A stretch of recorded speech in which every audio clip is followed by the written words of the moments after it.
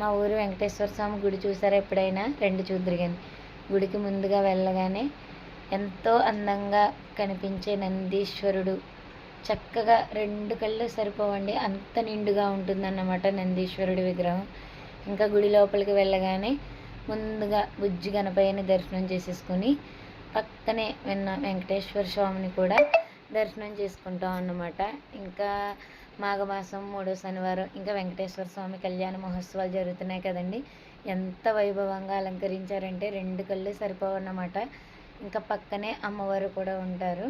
నిజంగా మా ఊర్లో అయితే ప్రతి మాఘమాసం 3వ శనివారంలో స్వామివారి కళ్యాణ మహోత్సవాలు, సంబరాలు 7 రోజుల పాటు అంగరంగ వైభవంగా చేస్తారండి.